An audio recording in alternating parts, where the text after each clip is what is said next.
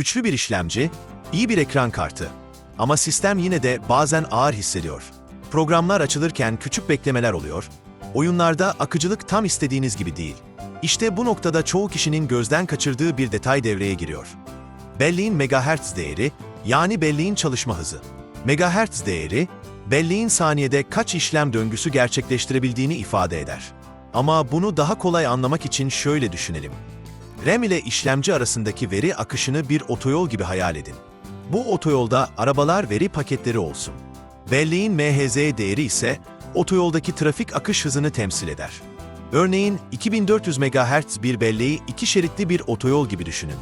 3200 MHz veya 3600 MHz ise daha geniş ve daha hızlı bir otoyol gibidir. Şerit sayısı ve hız arttıkça, yani MHz yükseldikçe veri paketleri işlemciye daha hızlı ulaşır. Bu da özellikle oyunlarda, video düzenleme gibi ağır işlemlerde ve aynı anda birçok program çalıştırırken sistemin daha akıcı hissettirmesine yardımcı olabilir. Ama burada çoğu kişinin bilmediği bir başka önemli detay daha var. Belleğin CL değeri. Bunu da şöyle düşünün. Otoyolda arabalar hızlı gidiyor ama arada bir trafik ışıkları var.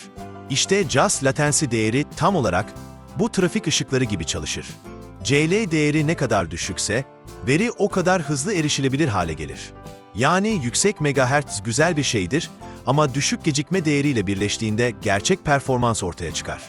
Bilgisayarınıza RAM alırken, yüksek megahertz ve düşük Just Latency değeri olan belleklere öncelik verin. Bir de kritik bir teknik uyarı yapayım. RAM kutusunda 3200 MHz ya da 3600 MHz yazıyor olabilir. Ama eğer anakartınız veya işlemciniz bu hızı desteklemiyorsa, RAM otomatik olarak daha düşük bir hızda çalışabilir. Bu yüzden BIOS üzerinden XMP ya da bazı sistemlerde dock profilini aktif etmek gerekebilir. Bu ayar, RAM'ın üreticinin belirlediği gerçek hızında çalışmasını sağlar. Anakartınızın BIOS ekranına girerek bu ayarları mutlaka kontrol edin. Kısacası özetlersem, RAM megahertz değeri, belleğin veri aktarım hızını belirler. Yüksek MHz daha hızlı veri akışı demektir. Ama en iyi performans için işlemci, anakart ve gecikme değerleriyle birlikte dengeli olması gerekir. Siz şu anda bilgisayarınızda hangi RAM hızını kullanıyorsunuz? 2400 mü? 3200 mü? Yoksa daha yüksek bir değer mi? Bu tarz teknoloji konuları için kanalımızı takip edin.